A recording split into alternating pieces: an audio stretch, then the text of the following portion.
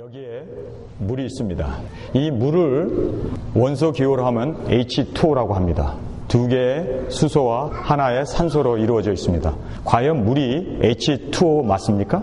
이 물은 분자와 분자 사이에 다른 물체와 달리 간격이 넓습니다. 그래서 형태가 자유자재로 변화가 됩니다. 뜨거우면은 끓게 되고 수증기가 되어지고 차게 되면은 다시 찬 그 수증기가 물로 응집이 됩니다. 여러분, 물이 과연 그것입니까? 물이 H2O 맞습니까? 여러분, 비 오면 그 비를 보면서 야, H2O 내린다 라고 얘기하는 사람이 있습니까? 물은요, 물입니다. 이 물은 무치 또 무색, 물의 테이스트, 맛이 없어요. 여러분, 이 물은 물입니다. 이 물을 여러분이 H2O네, 뭐 분자 사이가 멀리 떨어져 있네, 물은 어떻다고 여러분이 이야기하는 순간, 물이 이런 것이다라고 말하는 순간 그것은 물이 아닙니다. 물은 물입니다. 여러분, 복음이라는 것, 복음이 무엇인가? 복음은 뭐 예수님이 십자가에 죽으시고 우리의 죄의 대속이 되시고 뭐 말이 많아요. 말이 많습니다. 근데 복음은 무엇일까요? 복음은 예수님이십니다. 무엇으로 설명하면 설명된 그것은 복음이 아닙니다. 설명된 물은 물이 아닙니다.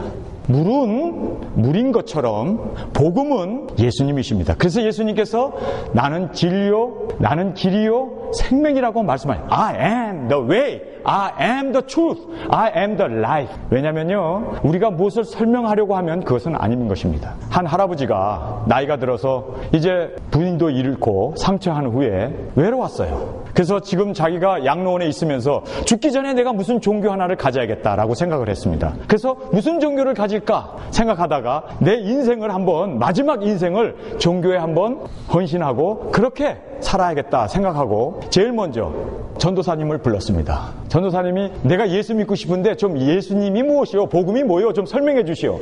그랬더니 때 만난 물고기처럼 복음은 이겁니다. 예수님이 죽으시고 그 후에 하나님이 천지를 창조하시고 쫙 밤새도록 이야기를 해주고 갔어요. 이 할아버지가 야, 복음이라는 게 참 이게 힘든 거네. 그 다음날 중을 불렀어요. 중이 와가지고 목타육을 두들겨주면서 엄청난 독경을 외우면서 하는데 이것도 굉장히 어려운 거예요. 야, 대단히 어렵네. 마지막으로 수녀를 불렀어요. 수녀가 왔는데 이분은 복음이 무엇인지 기도가 무엇인지 아무것도 설명 안 하고 할아버지를 마사지를 해주는 거예요. 그리고 빨래를 해주는 거예요. 따뜻한 밥을 해주는 거예요. 그리고 발도 씻겨주는 거예요. 아니, 세상에 이 할아버지가 어느 종교로 갔을까요? 밤새 떠들어댔던 전도사의 이야기를 듣고 복음을 깨닫고 글로 갔을까요? 아니면은 목탁을 두들기면서 독경을 외웠던 그쪽으로 갔을까요? 아니면 마사지 해준 수녀에게로 갔을까요? 제가 여러분에게 이 이야기를 하는 이유는 복음은요, 설명되는 게 아닙니다. 복음은 사는 겁니다. 복음은 예수님과 함께 사는 것입니다. 많은 사람들이요, 들림받기를 원하세요. 저도 들림받기를 원합니다. 그래서 들림받기를 원하는 사람들이 들림이 무엇인지 성경에서 그거 찾느라고 혈안이 돼 있어요. 성경에서 어느 때 우리가 들림을 받는가, 그때에 대해서 관심이 많아요. 우리가 다. 그래서 환난 전이냐, 환난 중간이냐, 환난 끝이냐. 그래서 거기에 설이 나오고, 설은요 어디까지나 설이에요. 그렇게 많은 이론들이 있고 언제 들림받는가 그때에 대해서 관심이 많아요. 그래서 여러분 그 웹사이트에 들어가 보면요, 그것 때문에 얼마나 싸우고, 여러분 생각해보세요. 들림받겠다고 하는 사람들이 2단이네 3단이네 그것 때문에 얼마나 싸우고 있는지 몰라요. 때 때문에, 시간 때문에. 어느 교인은 우리 교회에 왔다가 목사님은 개인적으로 들림받는 시기가 언제라고 생각하세요? 그리고 질문을 하니까 대답을 했는데요, 그 다음 주에 제가 왼수가 돼버렸어요. 자기하고 틀리다고. 아니, 이래서 들림받을 수 있었겠어요? 여러분, 예수님께서 부활하신 후에 40일 동안 육신을 가지고, 부활의 몸을 가지고 제자들과 함께 먹고 함께 생활하면서 하나님의 말씀을 전했어요. 40일 동안. 그리고 이제 예수님께서 들림을 받으시기 전에, 승천하시기 전에 제자들의 질문 하나가 던져졌습니다. 예수님, 언제 예수님 다시 와요? 언제 재림이 있습니까? 언제 이스라엘은 독립하고 언제 시간에 대해서 관심을 가졌어요. 그런데 예수님께서 뭐라고 얘기합니까? 너희가 알 바가 아니오. 알 바가 아니래. 그런데 인간은요, 알바라고 주장하고 알아야 된다고 떠들어대요. 예수님은 알바가 아니라고 얘기하는데 인간은 알아야겠다는 거예요. 그러면 누가 틀린 겁니까? 예수님이 틀린 겁니까? 우리가 틀린 겁니까? 알바가 아니요. 예수님이 하시는 말씀이 뭔지 아세요? 성령이 너에게 임하시면 권능을 받고 예루살렘과 유다와 사마리아와 땅끝까지 이르러 내 증인이 되라. 성령을 받는 것은 이건 맨디토리예요. 이것은요, 주님의 명령입니다. 성도 여러분, 재림, 들림, 시기가 굉장히 중요하다고 생각하죠. 그러나 예수님은 알바가 아니라고 얘기합니다. 우리에게 주시는 교훈은요, 정말 들림받을 사람은요, 성경에 두 사람밖에 없었어요. 에녹하고 엘리야입니다. 여러분, 이 두 사람의 공통점이 뭔지 아세요? 하나님과 동행했던 사람입니다. 들림받기 원하세요? 하나님과 동행해야 합니다. 하나님과 walking with God, 하나님과 함께 동행하는, 하나님과 함께 걸어가는 그 삶이, 그것이 재림을 기다리는 삶의 모습이고, 하나님과 동행하는 그 삶이 바로 들림받는 가장 중요한 포인트가 된다는 사실입니다. 여러분, 들림받기 원하십니까? 때, 자격, 들림에 대해 어떻게 일어나는가 그 상태에 대해서 관심을 가질 게 아니라 들림받기를 원하신다면 하나님과 동행하는 삶을 사시기를 주님의 이름으로 축원합니다. 하나님과 동행하는 삶이 문제 해결입니다. 그것이 정답입니다. 그래서요, 들림받기를 원하는 사람은 세상에서 이미 들림받은 삶을 살아야 돼요. 하나님과 동행하고 세상 것 쫓아가지 아니하고 세상 것을 내려놓고 하나님과 동행하는 삶을 사는 것이야말로 진정한 들림에 대한 준비된 신부의 자격을 가진 성도의 모습인 것을 성경은 우리에게 분명히 말씀해 주고 있는 것입니다. 복음? 그것은요, 예수님이십니다. 예수님 그리스도 안에 사는 사람은 그것이 바로 복음에 합당한 자로 사는 것이고, 여러분, 들림받는 것, 그것도 주님이 우리와 함께 동행하는 그 삶. 들림받은 첫 번째 열매가 있습니다. 그 열매는 에녹입니다. 에녹이 젊은 나이라고 얘기할 수 없죠. 65세에 첫 아이를 낳게 됩니다. 무두셀라라고 하는 아들을 낳아요. 65세. 이 히브리 사람들은요, 아내가 임신을 하고 애를 낳기 전에 하나님 앞에 묻습니다. 하나님, 이 아이 이름을 무엇으로 할까요? 물었을 때 하나님께서 특별한 이름을 짓게 했습니다. 무두셀라. 그의 죽음은 곧 심판이다라는 뜻입니다. 실제로 히브리어로 무두셀라라는 뜻은요, 창을 던지는 자라는 뜻입니다. 근데 왜 창을 던지는 사람이 죽는 것이 멸망이냐? 그 당시에는요, 성을 지키는 사람은 창을 들고 성을 지킵니다. 그 성에서 가장 용감하고 정말 거인처럼 키가 크고 용감한 사람, 용장이, 장군이 성문을 지킵니다. 왜냐하면 성문을 지키지 못하면 성은 무너지기 때문입니다. 창을 들고 성문을 지키는 그 수문장이 있어요. 그 수문장이 바로 창을 들고 있는 자인데, 그 창을 들고 있는 그 용맹한 그 용사가 죽게 되면 성은 말망이에요. 왜냐하면 군대들도 어느 적들도 와서 그 성을 함락시킬 수 있기 때문에 창을 들고 있는 자의 죽음은 곧 성의 멸망입니다. 그래서 창을 들고 있는 자라는 뜻이 원뜻인데, 실제로 무두셀라가 죽었을 때 노아의 홍수로 969세에 그가 죽는 그때가 바로 이 세상에 노아 홍수가 일어났던 때와 정확하게 일치한다는 사실을 우리는 성경에서 보게 됩니다. 하나님께서 65세 에녹에게 자식을 하나 주셨는데 이름을 무두셀라라고 지으라는 거예요. 그러니 이 무두셀라란 말은 그의 죽음은 곧 심판이란 뜻인데, 무두셀라가 아프기만 해도 에녹은 마음이 덜컥덜컥 근심 걱정이 생기는 거예요. 왜 그렇습니까? 여러분, 무두셀라가 죽으면 세상 종말이거든요. 그 아이가 아프지 않았겠어요?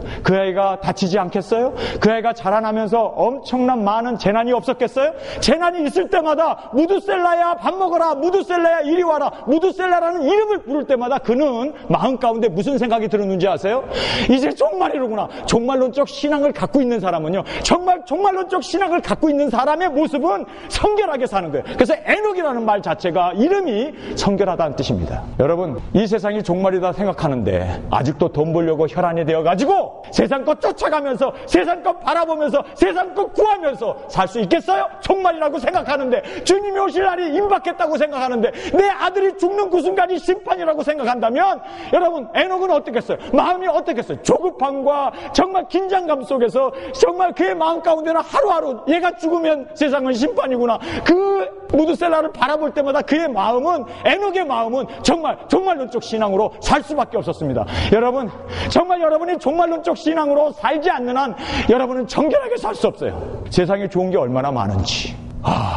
돈만 있으면요, 세상이 천국이라고 누릴 만큼 그렇게 돈이 좋더라고요. 그런데 여러분, 종말이라고 생각한다면 모든 것 다 내려놓을 수 있게 됩니다. 그래서 성경에서는요, 오늘 우리에게 베드로 전서 1장 17절에 중요한 말을 하고 있습니다. 성경을 보시기 바랍니다. 외모로 보시지 않고. 여러분, 외모로 보시지 않는다. 그러면 외모의 반대말은 뭡니까? 내면이거든요. 외모로 하나님은 판단하지 않으신대요. 외모로 하나님은 심판하지 않는데요. 그렇다면 우리의 중심, 내면을 보신다는 이야기 아닙니까? 그래서 저는요, 당연히 그 다음 단어는 내면을 보신다, 우리의 중심을 보신다라는 말이 나올 줄 알았어요. 그렇죠? 여러분 성경 보세요. 17절에 외모로 보시지 않고 각 사람의 행위로 판단하시는 자를 너희가 아버지라 부른즉 너희의 나그네로 있을 때를 두려움으로 지내라 라고 말씀합니다. 여러분, 여기에서요, 저는 당황했어요. 아니, 이 베드로라는 사람이 나이가 먹더니 조금 치맥기가 왔나? 외모로 보시지 않으면 우리의 중심을 본다라고 얘기해야 되잖아요.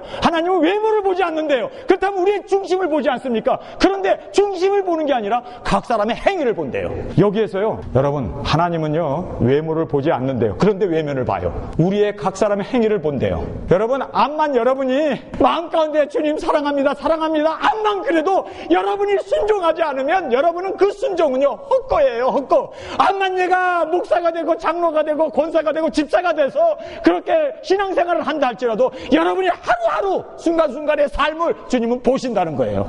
그것 가지고 판단한다는 거예요. 그것 가지고 우리의 언어, 우리의 말, 우리의 행동, 우리의 이 모든 것을 주님은 보신다는, 각 사람의 행위를 보신다는 거예요.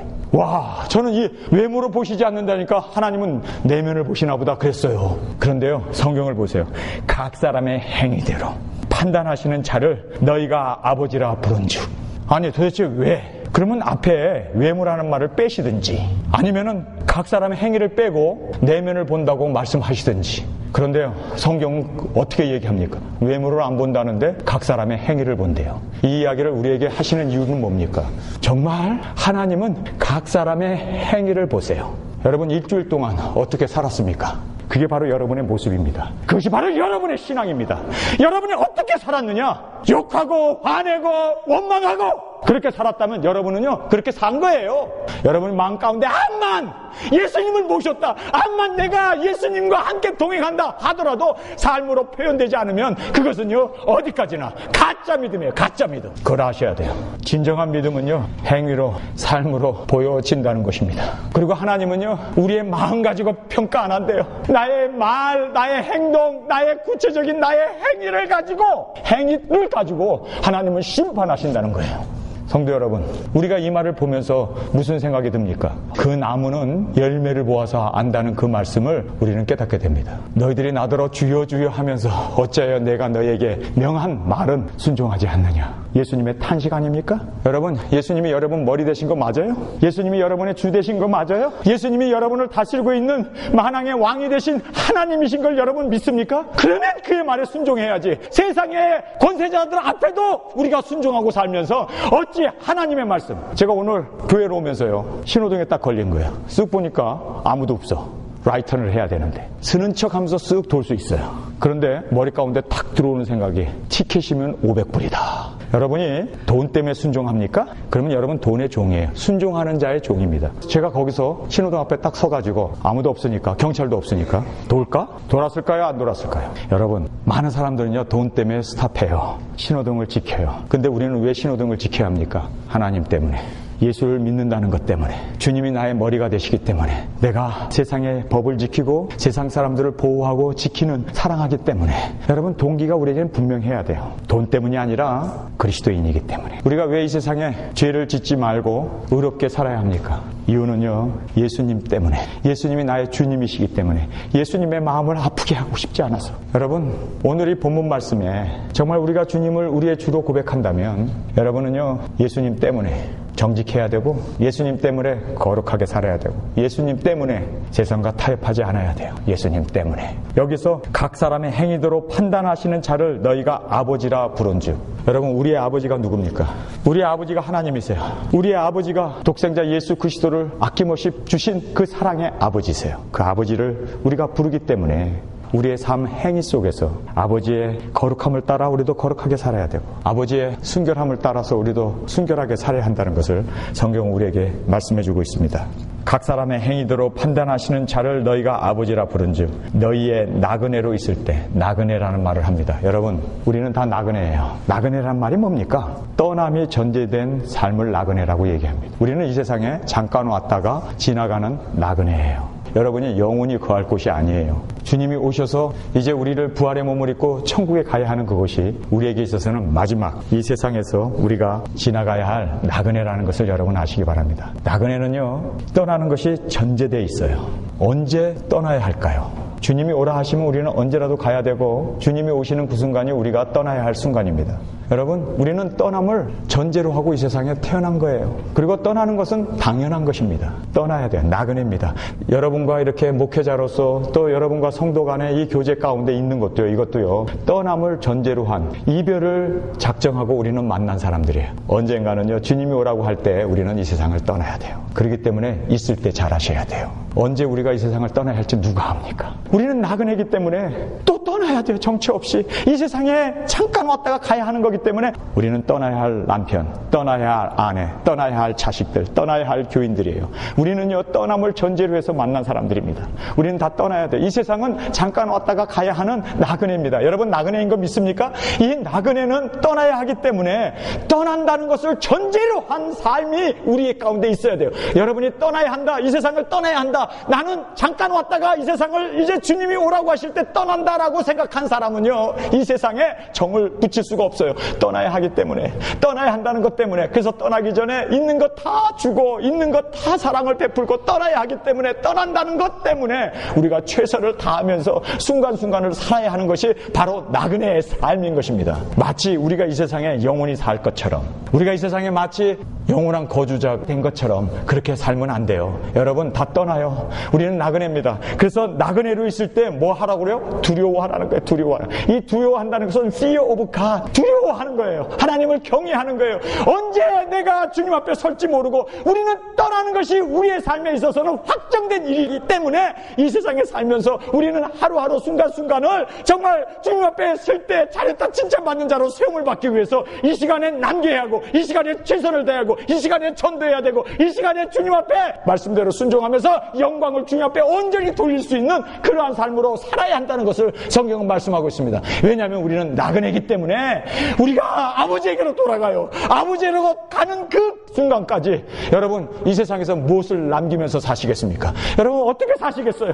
저는요, 이 세상에 나그네로 왔다가 나그네로 가기 때문에, 나그네로 있을 때 그거 땅 가지고 천국 갑니까? 돈 가지고 천국 갑니까? 아니에요. 모든 걸 다 내려놓고 우리가 가지고 가는 것은 사랑과 믿음과 소망, 그것만 가지고 가요.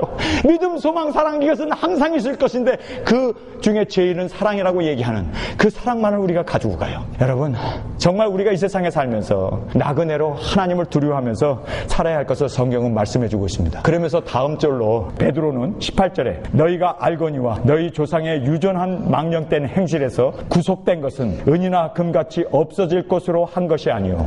왜 갑자기 베드로가 금, 은 이야기를 할까요?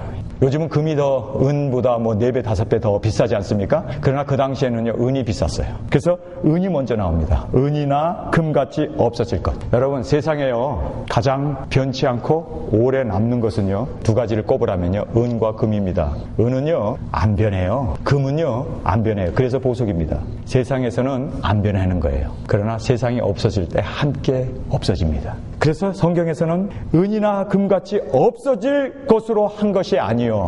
여기에 18절에 너희가 알거니와 너희 조상의 유전한 망령된 행실에서, 가뭄의 저주를 끊어라, 이런 얘기가 많이 나오죠. 성경에 보니까요, 이 가뭄의 저주에 대한 이야기가 여기 언급되어 있어요. 조상들의 유전, 이것은요, 가뭄의 저주입니다. 부모가 바람피는 부모면요, 자식이 그 바람피는 그 기질을 물려받습니다. 부모가 사기치면 자식들이 사기치는 그 기질을 물려받습니다. 왜냐하면 악은 3대까지 간다고 이야기되어 있고, 하나님의 은혜는 얼마큼이요? 천대까지 간다고 돼 있어요. 그래서 가뭄의 저주가 3대까지 가요. 갑니다. 아버지가, 할아버지가 못된 짓 한 거에 대해서 그 아들이 물려받고 또 그 손자까지 물려받아요.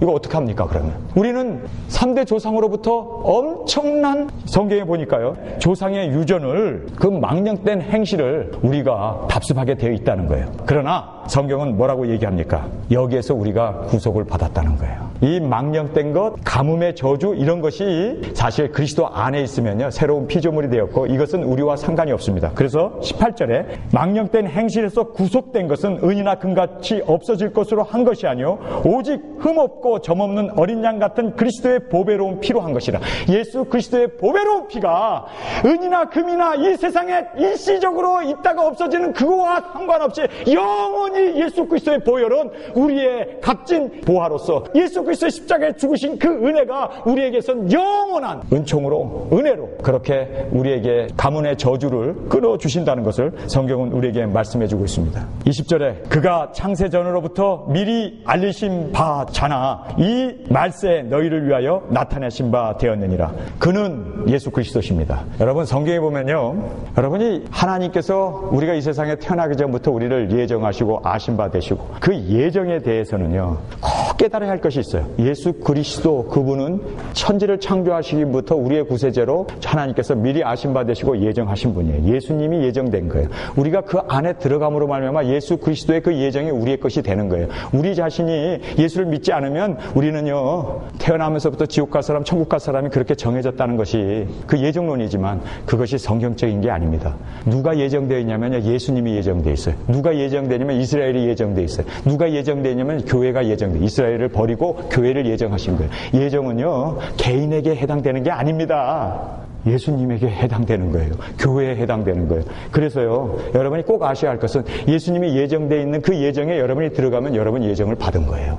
왜냐하면 예수님이 예정됐기 때문에 그분 안에 들어가면, 그래서 그리스도 안에서 우리가 예정되고 그리스도 안에서 하나님의 자녀가 되고 그리스도 안에서, 그리스도라는 걸 빼버리고 나는 예정받았네, 그거는요 여러분 성경을 거꾸로 해석하는 겁니다. 그리스도 안에라는 말 없이 예정은 절대로 유효할 수가 없다는 것을 여러분 아시기 바랍니다. 예정은 예수님이 예정되셨어요. 성경의 말씀대로 그는 창세 전으로부터 미리 알리신 바 된 자니 이 말세에 너희를 위하여 나타내신 바 되었느니라. 여러분, 말세가 예수님이 나타나신 십자가를 지실 때부터 말세인가? 그래요. 구약 4,000년 동안 오실 예수님에 대한 그 예수님이 오실 것을 바라보면서 믿으면서 소망 가운데 살았습니다. 그리고 예수님이 그 구약의 말씀대로 이 땅에 오셔서 여자의 후손으로 오셔서 십자가에 죽으심으로 말미암아 이제 우리의 모든 죄를 사해 주시고 이제 세상의 그 모든 저주들, 조상들의 그 가뭄의 저주를 끊으시고 우리를 구속해 주셨습니다. 그리스도 안에서. 믿습니까? 이제 우리에게 남은 것은 오실 예수님을 바라보는 예수님의 재림만이 우리에게 남겨져 있는 숙제입니다. 그래서 예수님의 재림을 바라보는 그 예수님의 재림을 바라보기 때문에 우리는 예수님의 재림을 바라보는 순간 우리는 말세에 사는 겁니다. 무슨 얘기인지 아시겠어요? 2000년 전에도 말세라고 그러고 지금도 말세라고 그러면 그게 도대체 무슨 의미입니까? 그래요. 예수님이 부활승천 하신 후부터 예수님이 오셔야 하는 것을 예수님을 바라보면서 사는 모든 2000년 동안의 역사는, 교회사는 바로 말세가 되어져서 예수님이 오시는 그 재림을 사모하면서 기다리면서 신부단장하면서 살아야 하는 것이 바로 말세의 성도의 모습이고 우리의 가르침이라는 것을 성경은 우리에게 분명히 말씀해주고 있는 것입니다. 21절에 너희는 저를 죽은 자 가운데서 살리시고 영광을 주신 하나님을 그리스도로 말미암아 믿는 자니 너의 믿음과 소망이 하나님께 있게 하셨느니라. 여기서 보면요 중요한 말씀이 여기 나오고 있습니다. 믿음이 가짜 믿음이 있을 수 있어요. 그리고 소망도 가짜 소망이 있을 수 있습니다. 정말 진정한 믿음은요 신념이 아닙니다. 믿음의 반대말은 신념인데 신념이 아니라 하나님을 믿는 믿음, 내 자신을 믿는다든지 나의 어떤 행위를 믿는다든지 믿음의 대상을 내 자신에게 두는 것은 진정한 믿음이 아닙니다. 그건 신념이지 진정한 믿음은 하나님을 믿는 거예요. 하나님을 믿는 거예요. 소망이라는 것, 이 소망의 반대말이 뭔지 아세요? 세상의 소망을 바라보는 거예요. 그런데 하늘의 소망을 바라보는 것은 진정한 소망입니다. 세상에서 잘되고 세상 것 구하고 세상에서 출세하고 세상 것을 소망하면서 사는 것은요, 이건 소망은 소망인데 잘못된 소망이에요. 세상 것을 구하기 때문에. 오늘 성경에서는요, 올바른 소망은 무슨 소망이라고 얘기합니까? 하나님을 바라보는 소망입니다. 예수 그리스도가 오시고 우리의 재림의 주로 오시고 우리가 들림을 받고 그리고 예수님께서 오시는 그 하늘나라의 영광과 하늘나라의 소망, 그것만을 바라보는 것이 진정한 소망이고, 그것을 바라보지 않고 세상 것 구하고 세상 것 쫓아가고 세상 것, 많은 기독교인들이 잘못된 소망과 잘못된 믿음으로 산다는 거예요. 자기 구원 받았다는 거예요. 한번 구원은 영원한 구원이래요. 아니, 구원의 주체를 자기에게 두는 거예요. 그래서 내가 세례 받았고 내가 예수님을 믿으니까 자기가 이 믿음의 그거를 자기 자신의 신념에 두고 이걸 마치 자기가 구원받은 것처럼 착각하고 사는 사람이 얼마나 많습니까? 성경에서 진정한 믿음은요, 하나님께 두는 겁니다. 하나님께 두고 두렵고 떨림으로, 나그네를 있을 때 두렵고 떨림으로, 그래서 우리가 날마다 주님 앞에 우리의 삶을 정결한 신부로, 정결한 자로, 하나님의 자녀로 그렇게 드리고 살아야 한다는 것을 성경 우리에게 분명하게 말씀해주고 있습니다.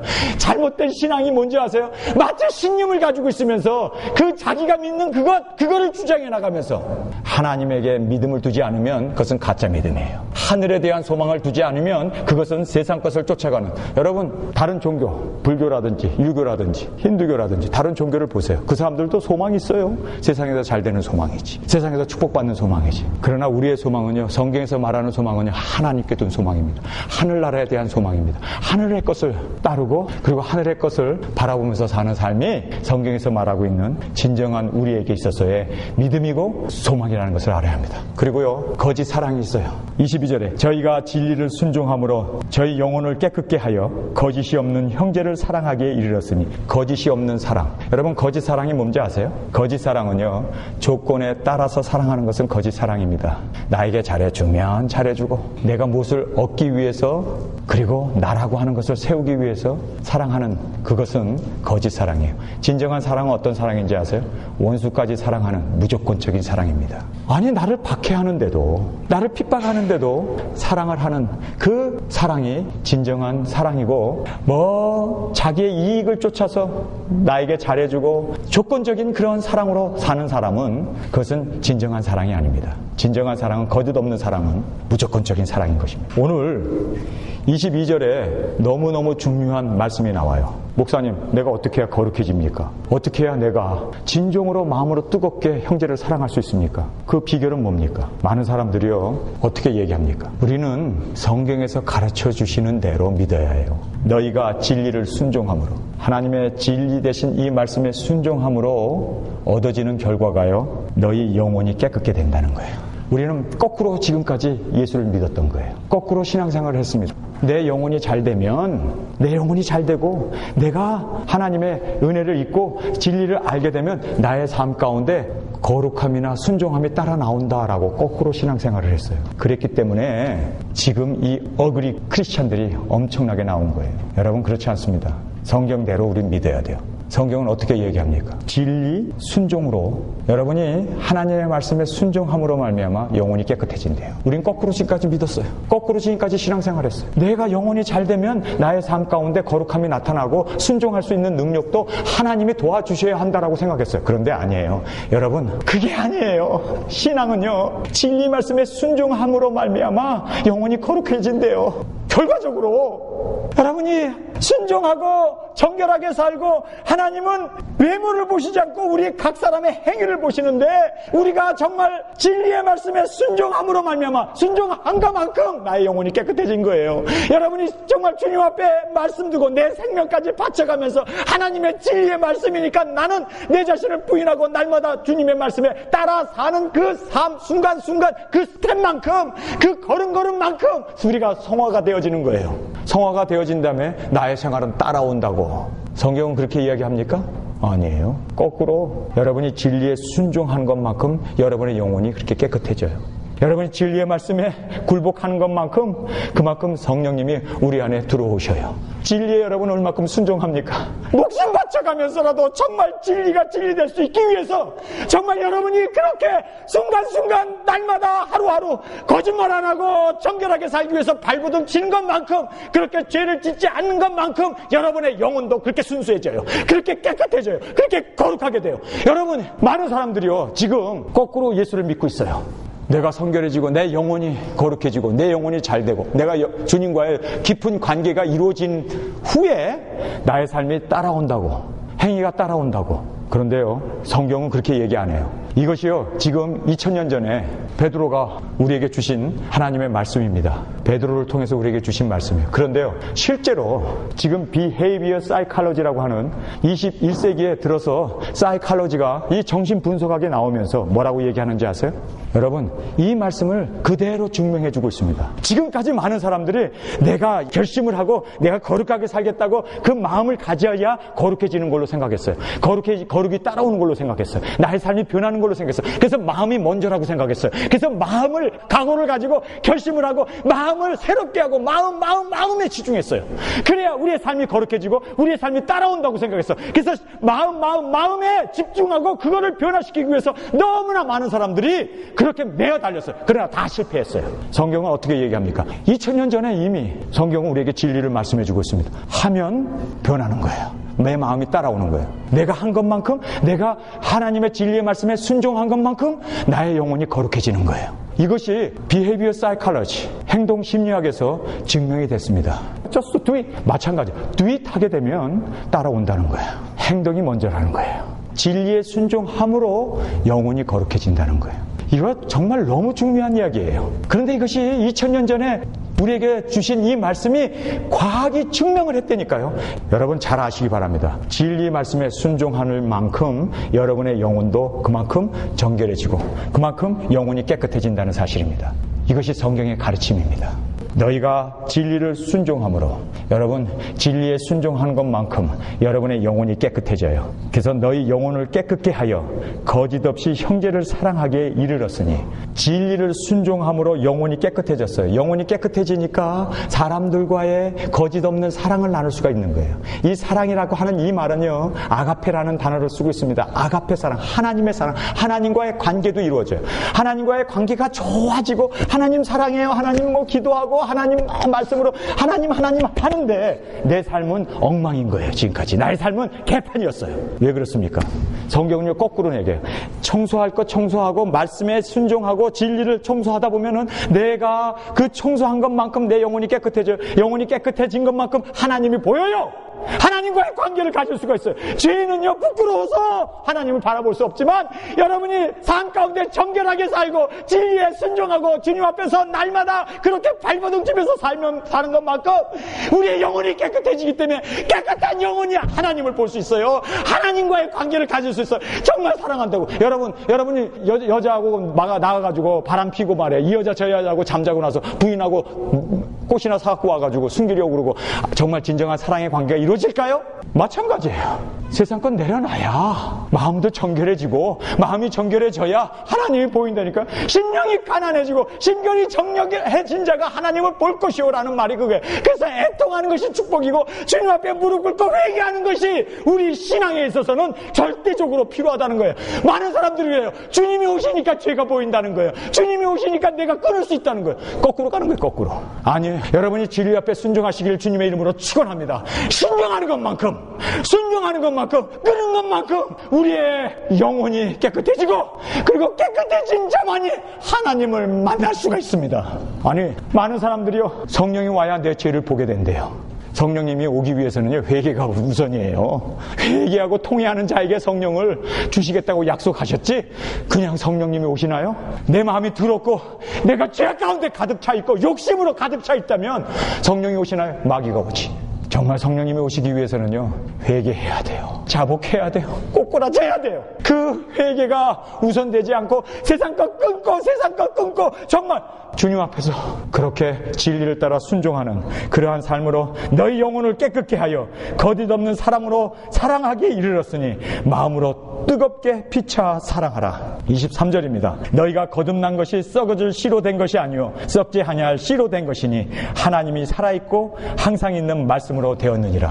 여기 이 본문 말씀에 보면요, 하나님의 말씀은요 살아있고 항상 있는 말씀이라고 얘기해요. 여러분이 하나님과 동행하고 싶으세요? 항상 있는 그 말씀, 살아있는 그 말씀, 그 말씀에 순종하고 사는 그 삶이야말로 정말 주님과 동행하는 삶입니다. 우리는요, 이 하나님의 말씀을 그래서 주야로 묵상해야 되고, 하나님의 말씀에 인도함을 받아야 되고, 하나님의 말씀에 그 진리 되신 그 말씀에 순종함으로 말미암아 우리의 영혼이 깨끗하게 되고, 깨끗해진 그 영혼이 기뻐 뛰며 주님과 함께 기쁜 교제 가운데, 사랑 가운데 그렇게 이 아가페 사랑으로 그렇게 살 수 있다는 것을 성경은 우리에게 분명하게 말씀해주고 있습니다. 그래서 우리가 이 말씀으로 날마다 내 자신을 돌아봐야 되고, 이 말씀을 주야로 묵상하면서, 그래서 성경은 이렇게 얘기합니다. 모든 육체는 풀과 같고 그 모든 영광이 풀의 꽃과 같으니 풀은 마르고 꽃은 떨어지되 오직 주의 말씀은 세세토록 있도다. 이 세세토록 있는 하나님의 항상 있고 살아있는 이 말씀, 여러분이 정말 살아있고 싶으세요? 항상 여러분이 주님과 동행하고 싶으세요?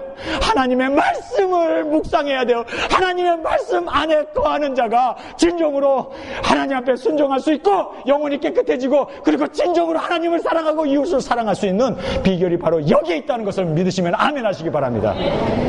결국은 말씀이었네요. 항상 살아있고 항상 우리와 함께 있는 그 말씀. 처음으로 돌아가서 어떻게 우리가 들림받을 수 있습니까? 때에 대해서 관심을 갖고 어떤 상태가 되어야 우리가 들림을 받을 수 있는가, 그런데 관심을 갖지 마시고 들림받은 삶은요, 하나님의 말씀, 살아있는 그 말씀. 엘리야는 어떻게 들림을 받았습니까? 엘리야의 들림을 보면요, 성령 충만한 사람이었습니다. 바알에게 무릎 꿇지 아니하고 그런 많은 사람들하고 싸우면서 끝까지 성령 충만한 자로 그렇게 인도함을 받았던 이 성령 충만했던 엘리야. 그리고 자기의 아들을 무드셀라라고 그 하나님의 음성을 듣고 깨어서 종말을 준비하면서 날마다 그렇게 살았던 에녹이, 그가 성결하게 살았던 비결이 바로 종말론적 신앙을 가지면서 그 말씀 가운데 거하면서 살아있고 항상 있는 그 말씀으로 살게 되었던 것을 성경은 말씀해주고 있습니다. 25절입니다. 오직 주의 말씀은 세세토록 있도다 하였으니 너에게 전한 복음이 곧 뭐라고요? 이 말씀이니라. 이 말씀, 이것이 복음이래요. 근데 이 말씀이 뭡니까? 말씀이 육신이 되어 이 땅에 오신 예수 그리스도, 그분이 바로 우리의 복음입니다. 여러분이 복음을 이해하려고 하지 마십시오. 복음으로 사시길 주님의 이름으로 축원합니다. 예수님, 그분이 복음이신 그분이, 길이요 진리요 생명이신 그분이 나와 함께 동행하는 삶, 이것이 바로 성경에서 에녹이 들림받을 수 있었던 비결이고 엘리야가 들림받을 수 있었던 그 비결을 성경은 우리에게 말해주고 있습니다. 저는요, 때와 시기에 대해서 어떻게 들림을 받는가에 대해서 저는 관심이 없어요. 저의 관심은 오직 주님만 내 안에 계시다면, 주님과 함께 동행하는 삶이 바로 이것이 진정한 성경에서 말하는 들림의 자격이고 들림의 때이고 들림의 모습인 것을 성경은 분명하게 말씀해주고 있습니다. 오늘 성경에서 우리에게 주시는 이 귀한 교훈으로 함께 은혜 받고 우리는 주님 오시는 그날 잘했다 칭찬받는 자로 주 앞에 세움을 받는 저희들이 되시길 간절히 주님의 이름으로 축원합니다. 우리 다 같이 일어나 기도드리겠습니다. 하나님 아버지, 우리는 때에 대해서 관심이 많았습니다. 언제 주님이 오시는지. 그러나 성경은 우리에게 분명하게 말씀해주고 있습니다. 내가 바로 들림이란다. 내가 바로 복음이란다. 내가 바로 생명이고 내가 바로 구원이고 내가 바로 영생이고 내가 바로 길이란다. 주님과 동행하는 삶, 주님과 동행하는 우리의 성도의 삶이 되어질 때 주님이 오시는데 우리는 들림받은 자로 주 앞에 온전한 자로 세움을 받을 줄 믿습니다. 주님, 오늘 저희들에게 주신 이 귀한 교훈의 말씀대로 말씀을 따라 준행하며 살아있는 말씀, 항상 있는 이 말씀을 항상 우리가 순종하고 그리고 따르고, 그러므로 말미암아 말씀이 영원한 것처럼 우리의 삶도 이 영원한 말씀 위에 세워진, 저희들의 반석 위에 세워진 저희들의 믿음이 되어지게 하여 주옵소서. 이제는 우리 주 예수 그리스도의 은혜와 아버지의 사랑하심과 성령님의 감동 감화 역사하심이 오늘 말씀을 받고 이 말씀에 따라서 세상을 등지고 이제는 오실 주님만을 바라보면서 주님과 동고동락하면서 임마누엘로 살아가기를 원하는 우리 예일교회 교우들, 이 말씀을 듣는 모든 사랑하는 성도들 위해 지금부터 영원히 함께 하시기를 예수님의 이름으로 간절히 축원하옵나이다.